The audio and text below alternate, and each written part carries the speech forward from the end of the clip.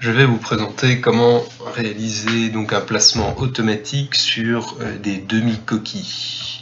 Donc on va découper du polyuréthane aujourd'hui, donc on a un bloc de base standard, 2500 par 600. Donc en polyuréthane on baisse un petit peu la vitesse. Donc là sur cette machine on va par exemple couper deux blocs d'1 mètre de profondeur. Donc on change la lèse pour partir sur du 2 mètres. Donc voilà, à partir de là, on va pouvoir commencer à ajouter nos produits. Donc on va faire de la demi-coquille. Demi-coquille, on va commencer par se mettre un 89-30. Donc 89-30. De base, on peut diminuer un petit peu l'espace entre les coquilles. 4 mm c'est beaucoup, donc 3 c'est plus raisonnable. Voilà. Donc sur ces demi-coquilles, on a la possibilité d'ajouter des chevrons, donc triangulaires ou en feuillure.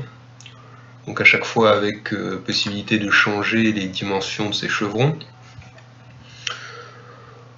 Donc à l'intérieur de ce produit là, on se rend compte qu'on a quand même pas mal de pertes.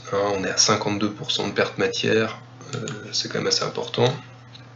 Donc là, si on avait la possibilité d'insérer un produit à l'intérieur, ce serait quand même plus rentable. Donc on va déjà ajouter celui-ci. Donc à partir de là, on sait qu'on va pouvoir ajouter un petit produit à l'intérieur. Donc par exemple, un 27-30, ça devrait rentrer impeccablement. Voilà. Donc là, un 27-30, on voit qu'il rentre exactement à l'intérieur du 89-30.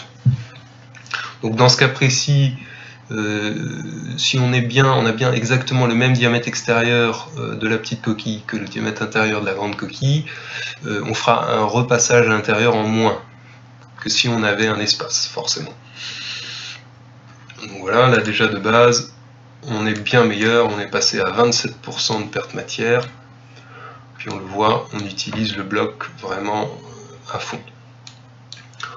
On aurait aussi la possibilité de rajouter encore une coquille plus grande. Donc imaginons 151-40.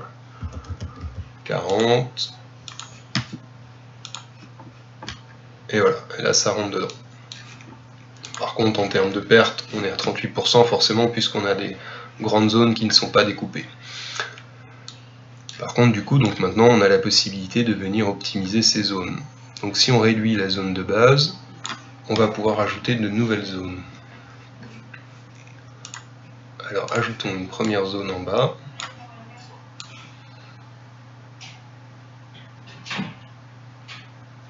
Donc dans cette zone là, on va pouvoir revenir ajouter par exemple notre 27-30 pardon,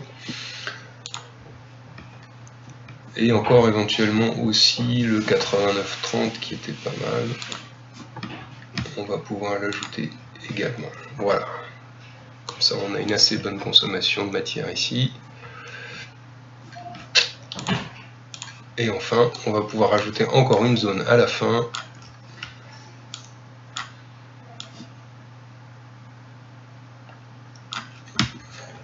Et on va rajouter les mêmes produits,